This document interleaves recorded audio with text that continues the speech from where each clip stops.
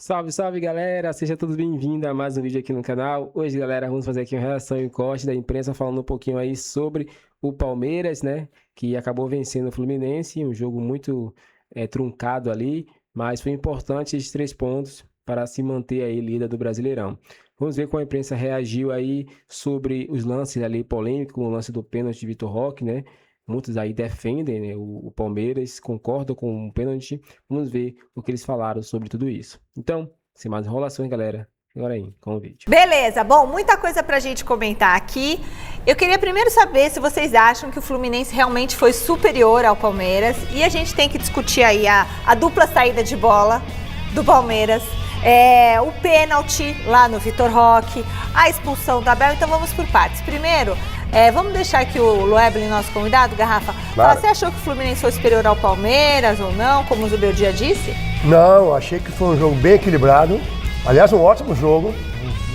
Acho que o Fluminense, apesar de entrar com um time mesclado, deu muito trabalho para o Palmeiras. Mas os 20 minutos do Palmeiras, como tem sido, né? Os primeiros 20 muito intensos e o Palmeiras ali, não que decide o jogo, mas fica com uma vantagem muito boa quando faz 2-0. É verdade, né, Loeblin, Michele, que ainda é início de campeonato, mas até aqui não tenho dúvida, pelo menos para mim, que essa foi a melhor partida do Campeonato Brasileiro. Um jogo de muitas alternativas, o Palmeiras, como disse bem o Loeblin, começa com a sua força máxima, intenso no primeiro tempo, o Fluminense foi um pouco melhor no segundo, então foi um jogo que acabou sendo equilibrado, e esse discurso do Zubeldia de que fomos melhor de intensidade, de posse de bola, parecia o Fernando Diniz. Ele esqueceu de falar que no placar foi 2-1 para o Palmeiras. Então, resultado justo e importantíssimo para o Palmeiras, que é o líder do Campeonato Brasileiro, que é uma das suas prioridades. Bom, e quanto à dupla saída de bola, Loeblin, o que aconteceu ali com isso?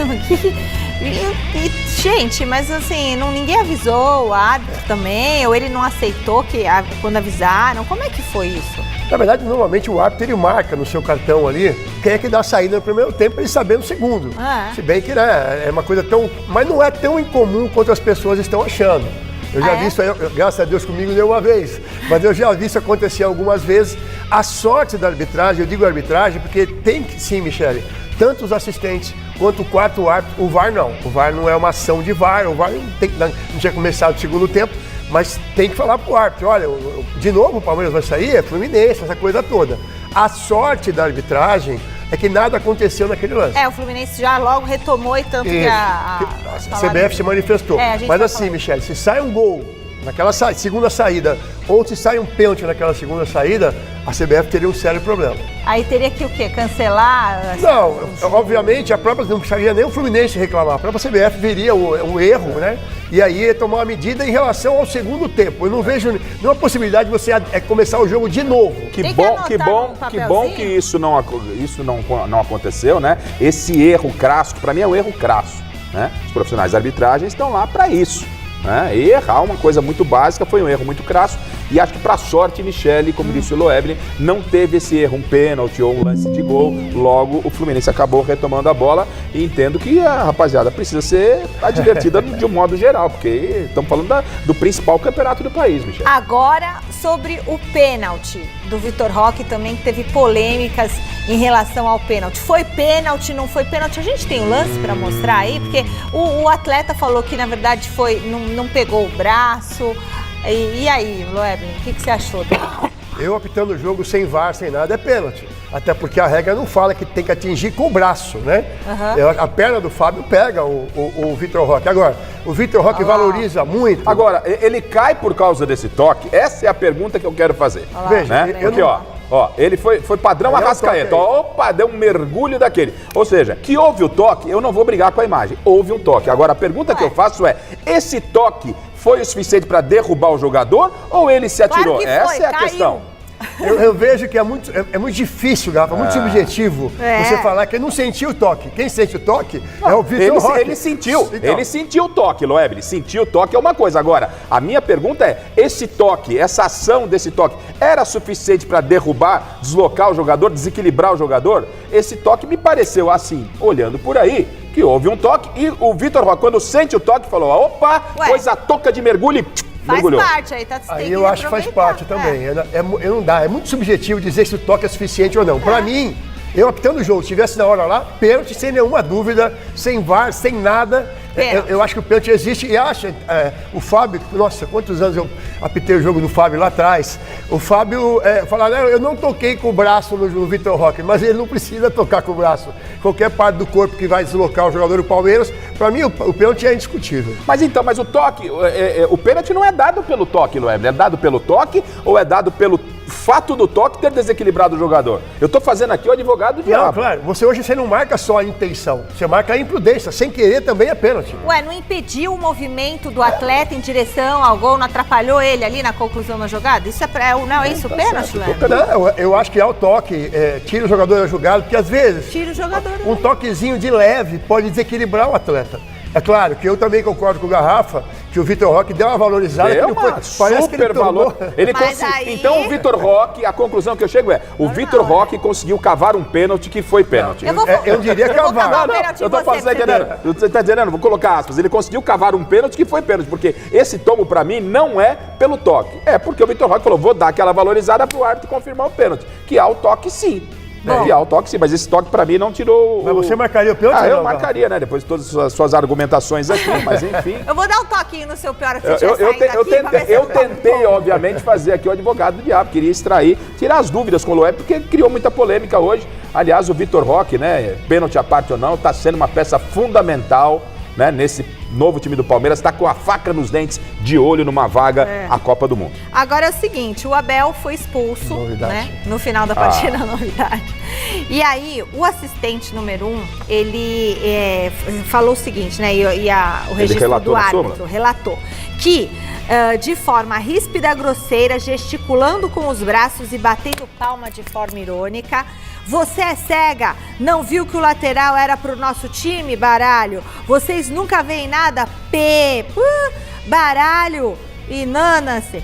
Árbitro Felipe Fernandes relatou e aí ele foi expulso. Justa a expulsão? Justíssima, né? Até porque primeiro capitão do jogo que tem Zubeldia de um lado e Abel do outro não é pra qualquer um. Senhora. Já começa por aí, né? Mas o que mais interessante nesse lance, gente, é um arremesso lateral. Que a arbitragem tinha errado, tinha dado pro Fluminense, foi corrigido, foi o Palmeiras que faz a cobrança do lateral e tem essa atitude. Numa quarta rodada de Campeonato Brasileiro. Precisa, no acréscimo com o Palmeiras vencendo, então assim, tá muito repetitivo a atitude do Abel, que tá voltando de uma suspensão e já não vai pegar o Vasco, né, o Palmeiras no próximo jogo, já não vai no jogo contra o Vasco. Dia 12 de março não pega o Vasco, Abel. Eu acho que alguns clubes precisam começar a olhar e deixar de serem responsáveis, inclusive financeiramente, por multa de treinador, por todo o processo jurídico. Agora tem que defender o Abel no tribunal e os clubes vão pagando e eu não vejo uma mudança de comportamento de alguns treinadores. Tá certo. Bom, vamos falar mais de Palmeiras por aqui, agora ao vivo com o repórter Alexandre Silvestre. Silvestre, boa noite. O que mais você separou sobre Abel Ferreira pra gente aqui? Boa noite, Michele. Boa noite, Loeble, Garrafa, amigos, amigas, inimigos, simpatizantes. Abel Ferreira, que costuma dar chiliques, fez um comparativo com Zubeldia, aproveitando até o ensejo. Um corre mais, o outro também é bravo, mas fica mais ali na área técnica. Enfim, são dois caras de cabeça quente, características parecidas. Vamos ouvir o que disse o Abel Ferreira nesse comparativo com o Zubeldia, que também foi expulso no final de semana pelo Fluminense contra o Vasco no Campeonato Carioca. Se eu fizesse, e eu gosto dele, atenção, o que o treinador do Fluminense fez no último jogo, se fosse eu, por isso é que eu não te vou dizer aquilo que eu penso, se fosse eu, o que é que me ia acontecer? Faço essa pergunta a vocês todos que estão aí. Se fosse eu a fazer, e eu volto a repetir, eu gosto dele. Se fosse eu a fazer aquilo, o que é que vocês me iam fazer? Perseguição ou mania de perseguição? Lembrando, não custa a gente recordar, porque recordar é viver. O Abel Ferreira outro dia reclamou que depois daquele pênalti que não foi dado para o São Paulo no Morumbi no ano passado, num dos Choque Reis de 2025, o Palmeiras não recebeu, não teve mais nenhum pênalti a favor dele. Depois da reclamação já foram 2. Um contra o Capivariano, cometido pelo Capivariano a favor do Palmeiras, e o de ontem, do Vitor Roque, que gerou polêmica.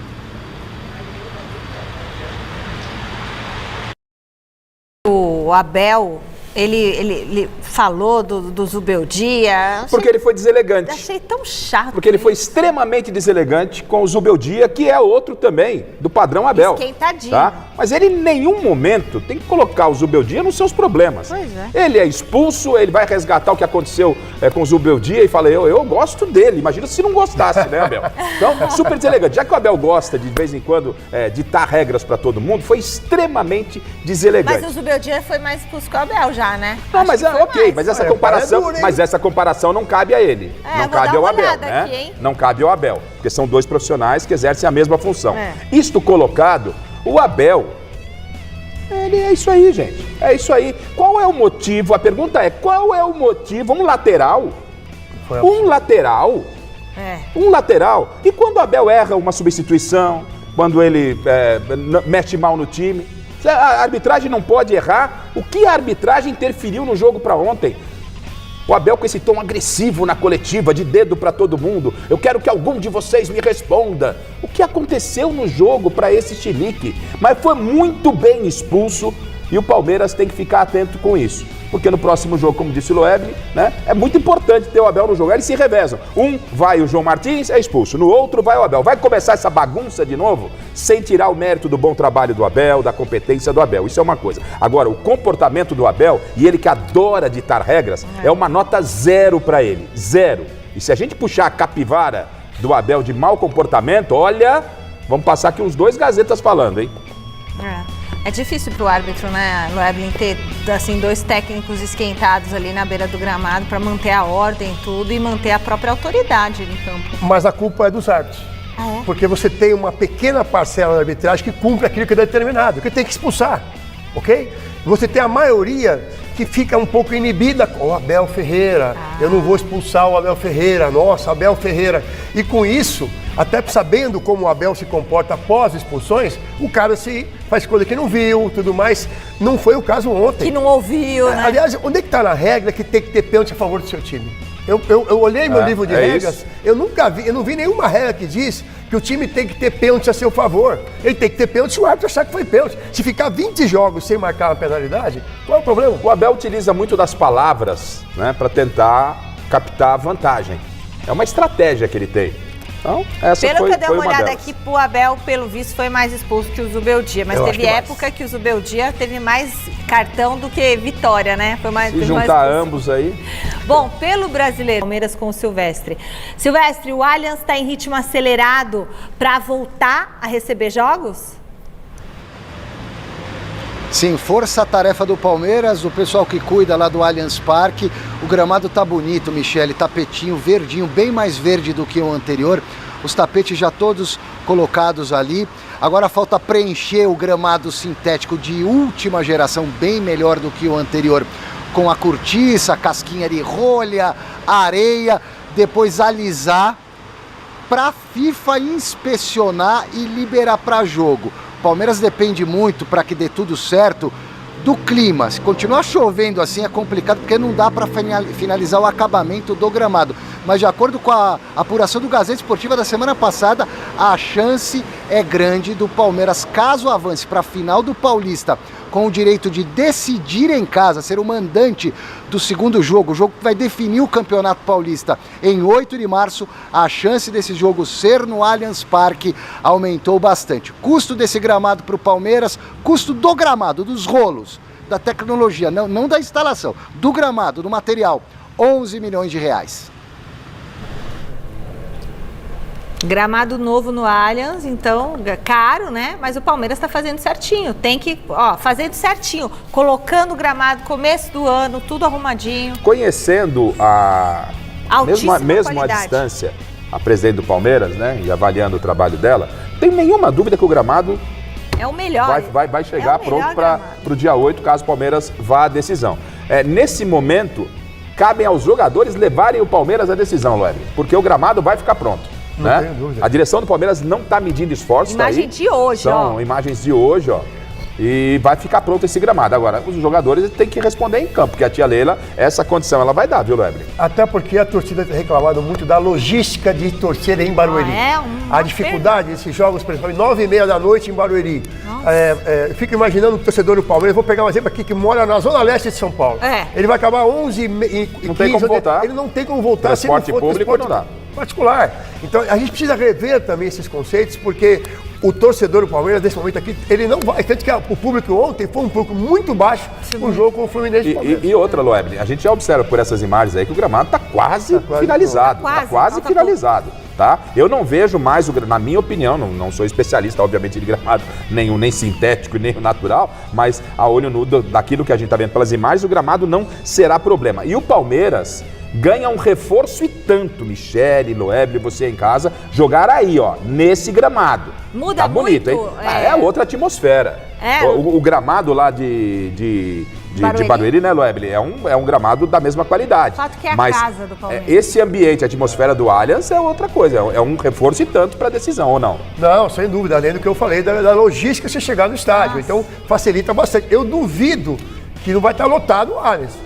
E Barueri já está cheio, mas lotado não sei, tenho minhas dúvidas, por causa dessa logística. Então o Palmeiras, que aliás é o mais moderno no mundo, né, o sistema 7, os membros da FIFA chegarão aqui no Brasil para poder dar o aval, são técnicos da FIFA, não é só chegar lá e está liberado. Tem todo um teste. Agora, uma pergunta, deixa eu fazer uma pergunta para vocês aqui. A minha grande dúvida não é o gramado. Acho que até o Palmeiras tem ótima chance de chegar. O Arias vai ou não ser titular, Abel?